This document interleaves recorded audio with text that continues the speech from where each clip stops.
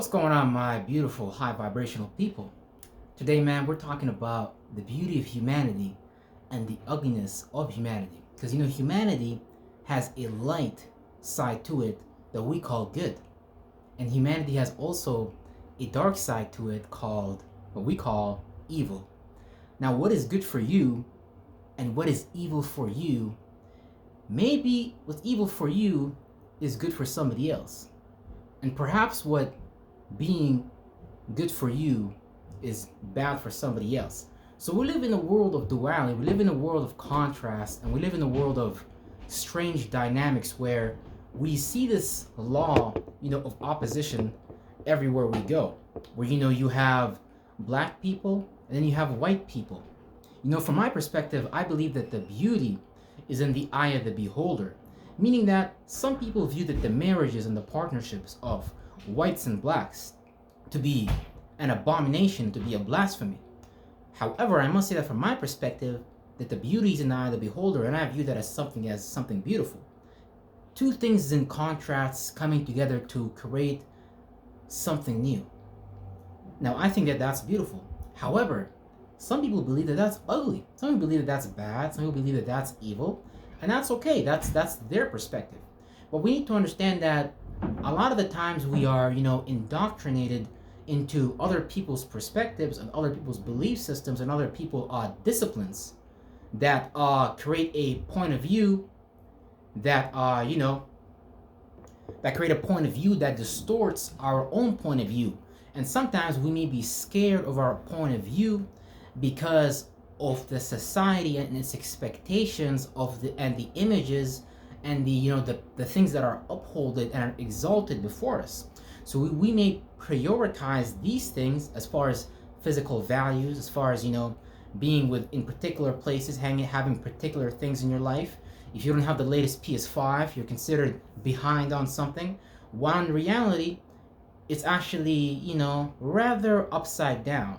See, the fact that you're so eager to please and to partake in someone else's opinion and worldview that doesn't put you in a place of love, in a position that you are in love with yourself, in a position where you have peace and harmony with yourself. See, there's something that you do that comes so naturally, so effortlessly, and so easily to you, but we get lost in the things of the world, and we get lost in the point of view of the world. And this is why right now in humanity, it's always been this way, but there's always a divide between people, because people are more interested in safety, security, and stability and things that they can see tomorrow, rather than the hidden things, the things that require faith, that require your mind to go the distance, that require patience, that require the real godly disciplines for them to manifest and to come be. Meaning that if you don't create your own associations, if you don't create your own group, a group and an association will be given for you, and then you will call that being saved. You will call that being secure. You will call that fulfilling your wants, but perhaps it's not necessarily your needs. So we need to stop getting lost in this external material world. Although it's appealing, although we can grasp it and it makes us feel secure, there's other things in the world that are much more compatible with us and would elevate us to the highest level of our being. If we just start to go within rather than involve ourselves in the things that are outside of us. Now, we can't involve ourselves with the things outside of us because we always externalize ourselves as humans. But we don't want to internalize things that hurt, harm, defraud us, and things that hurt, harm, and fraud other people. Because we should be in such harmony with our own being that we exude it, and that other people want to also be in that position in life. So to create that position in life, it takes the ability to let go of old beliefs, old perspectives, old ways of being, and old ways of doing.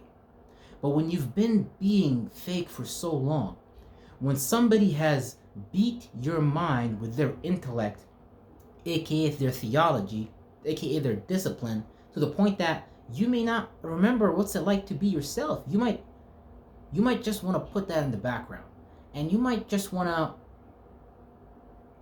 fulfill yourself with the things of the world. Let's say you might overeat, you might constantly be buying expensive clothes, keeping up with the latest fashion trends and things like that. You might do all these things, but all these things is just to fulfill a lack that you had. You may be in a position in life right now where you do an excessive amount of drugs, but it's really to fulfill a void inside of you that you are unable to fulfill with God's truth. Because the truth will set you free, but you have to be willing to accept it and adopt it as a lifestyle and as a habit pattern. Because right now, most humans is operating in their negative pattern and in a negative belief system that is not in harmony with their internal coexistence with themselves. So it causes disharmony, it causes quick aging, it causes cognitive dis-ease. And all these things come from us not being so far away from God, the real God, not the Abrahamic God, not the middleman. I'm talking about the source code, the source of this reality. Not the middleman. I'm talking about the source of this reality. Because we fell so far away from our own source that we created so much distance from God, aka source. So what we need to do is be able to return to our own attributes and characteristics which make us feel at home. See, your love language will make you whole again. See, I used to be ashamed of my love language because I didn't know how to speak it. My mother and father never taught me anything about that. They just told me, hey, get an arranged marriage. We're going to arrange something for you. And I know I didn't want that. Because what type of man would I be if I did not live in my truth? Women are beautiful. Women are fantastic companions. But we need to choose the woman, not necessarily the woman that is right or wrong for you.